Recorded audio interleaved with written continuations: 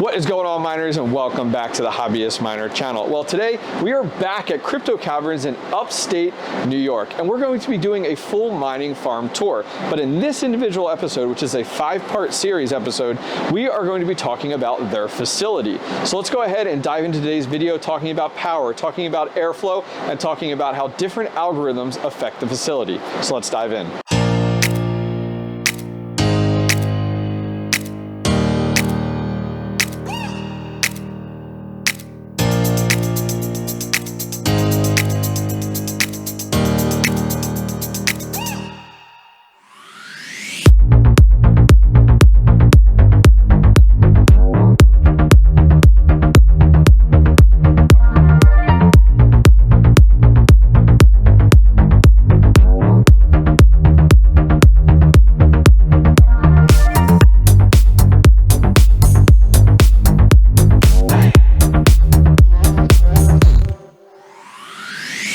Alright guys, so we are back here with Jacob from Crypto Caverns. Welcome, Jacob.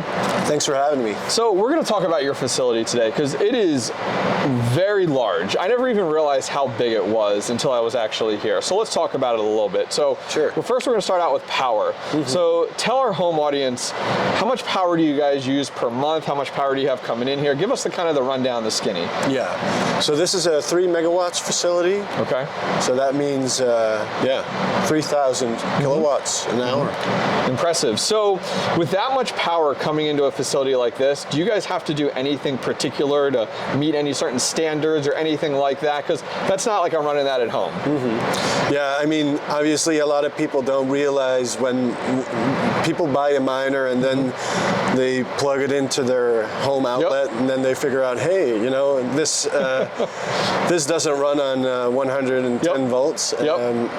So yeah, we have a huge, basically we build out our power supply and stuff like that. We ensure that all of the machines can, you know, run without any issues. Yeah, it takes a lot of infrastructure to get that up and running. Yeah, taking a look at the electric inside, you can definitely tell, like, it's very neat, it's very organized, it's well thought out, well designed, and it has a purpose, which is great. It's not just like as a home miner, you're kind of like, all right, where do I run my electric cords, or can this breaker, you know, handle this, and then it pops and you're like, oh, I can't handle this, all right. So definitely a benefit of hosting, which is really, really nice with you guys there. Yeah, so every time, you know, we build out more, we add more electricity infrastructure to our facility. We get our electricity guys in, and you know, they ensure that everything's up to standard, up to fire safety code and stuff like that. You know, when you're running an operation this big, you just can't afford to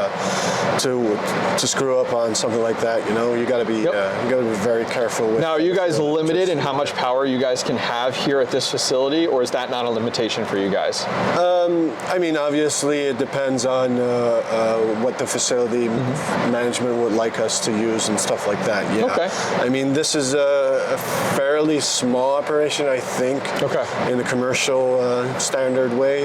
You know, for example, there's facilities in Texas that run 100 times larger facility than us.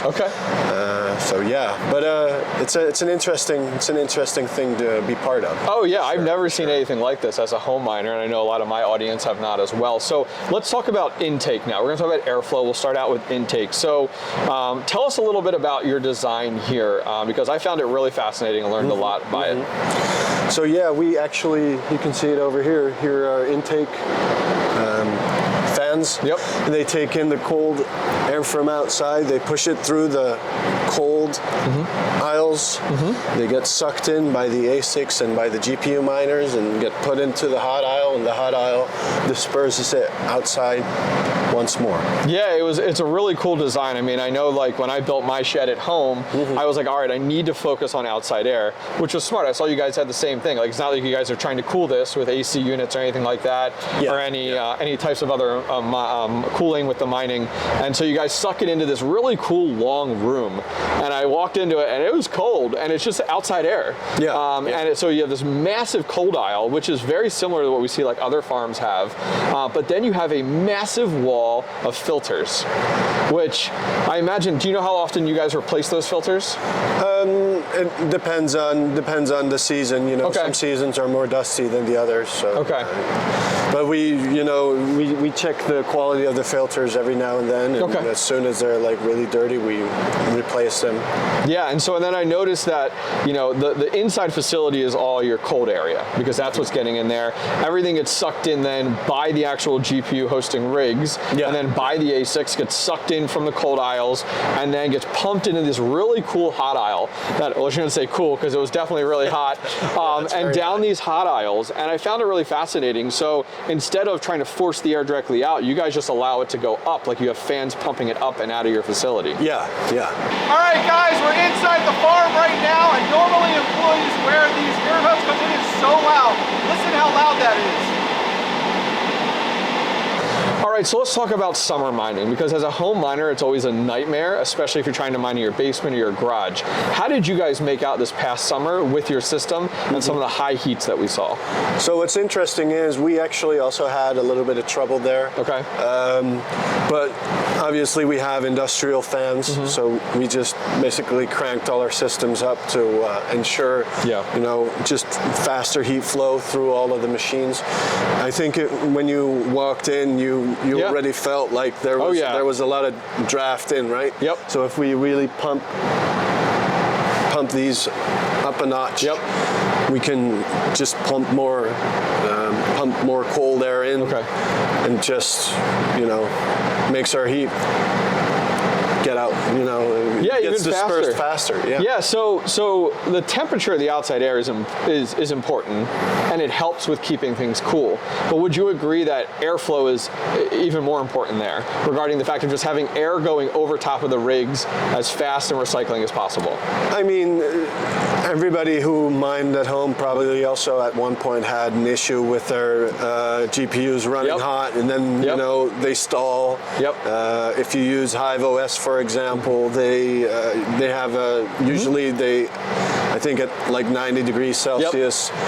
Hive will just shut it down and just wait for it to cool down. I've had one of those. Stuff like that. It just happens, and we obviously have that sometimes as well. But what we do then is we just call in one of our technicians. They take the machine out, and we take a look.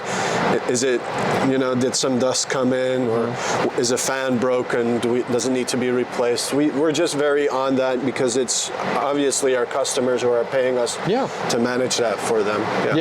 So last thing we'll end up on today is, let's talk about algorithm changes. So just like with the merge occurred, everybody moved off of Ethereum. How has that affected you guys here with, one, your power management, because a lot of these other algorithms use more electric, and then two, on your heat setup?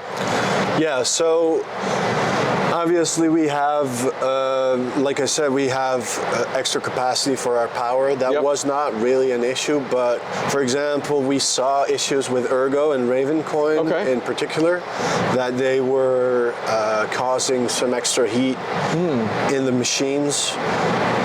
But like I said, nice thing to have is we can just turn up the fans, and push more airflow through, and that basically solved most of our problems. That's great. So anything on the power side, like how did that affect you guys from your normal operating usage versus now a new operating usage after Ethereum? So currently what happened is profitability fell a lot. And so we've actually turned most of our customers' rigs down. And we're waiting for profitability to go up. Makes sense. The issue is, even with 7.5 cents per kilowatt, you're just not profitable. I mean, you've talked about that a lot in your channel.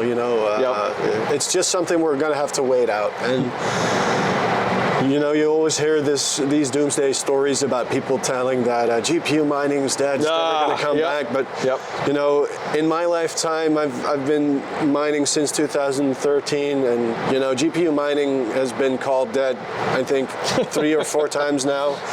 Back when Bitcoin Bitcoin ASICs came out. I think it was when Monero went over to ASICs, Monero went over to a CPU powered algorithm. So it wasn't profitable anymore for GPUs. And Litecoin had his ASICs as well. People call it dead, and look where we are. Just wait half a year and look how things go. Profitability will kick up again, and we'll all be mining GPUs again in the future. Well, guys, that's going to wrap up this part of our 5-part series here at Crypto Caverns mining farm in upstate New York. Hopefully you guys are enjoying this series. I've had a lot of fun so far. We're going to be diving into more of the nitty-gritty now, talking about GPU maintenance and some of those schedules we have to get into and some of the hardware side of running a GPU mining farm. Well, if you guys enjoyed this video, give it a thumbs up. And finally, don't forget to subscribe. Take care.